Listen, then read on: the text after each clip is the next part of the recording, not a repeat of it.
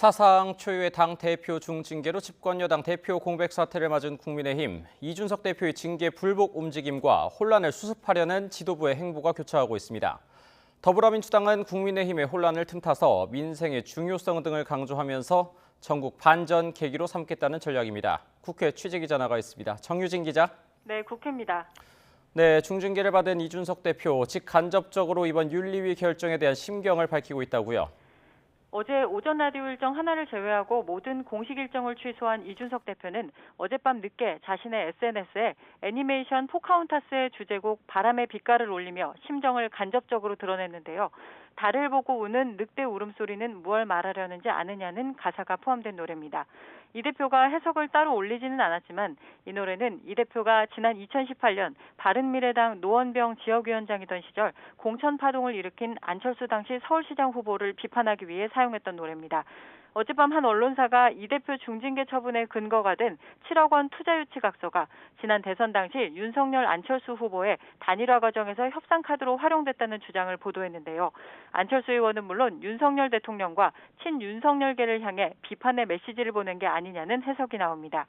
이준석 대표가 연일 SNS 등을 통해 이번 처분의 부당성을 주장하고 있는 가운데 권성동 당대표 직무대행은 이 대표를 향해 윤리위 결정을 수용하고 존중하라는 메시지를 보내고 있습니다. 권 직무대행은 어젯밤 언론사 뉴스에 출연해 경제가 어려운 상황인 만큼 출범한 지 2달 된 윤석열 정부와 단합해 성공할 수 있도록 당이 역량을 하나로 모아야 한다고 말했습니다. 또 윤리위는 나라로 따지면 사법부 역할을 하는 곳이라면서 결정을 돌이킬 수는 없기 때문에 수용해야 한다고 설명했는데요.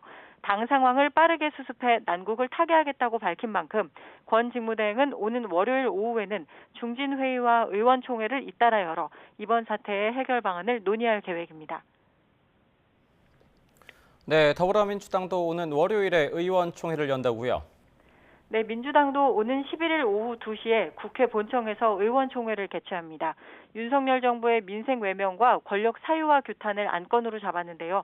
서해 공무원 피격 사건과 국가정보원의 전직 원장 고발 사태 등 사정 정국이 본격화한 데 대한 정면 대응 움직임입니다. 민주당은 이 자리에서 윤석열 정부가 경제위기 상황에도 심각한 민생 현안보다 전 정부를 향한 정치보복과 종북몰이에만 몰두한다는 비판을 쏟아내며 대정부 공세 강도를 끌어올릴 방침입니다. 무엇보다 윤석열 대통령 지지율이 취임 2달 만에 30%대로 급락하고 국민의힘 이준석 대표 징계 사태로 여권이 대혼란에 빠진 호기를 전국 반전의 계기로 삼겠다는 전략입니다.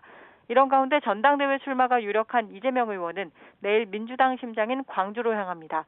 5.18 기념공원에 있는 무각사 산책 코스를 광주 시민들과 함께 걸을 예정인데 8.28 전당대회 당대표 선거 출마를 위한 호남 민심 보듬기로 해석됩니다. 지금까지 국회에서 YTN 정유진입니다.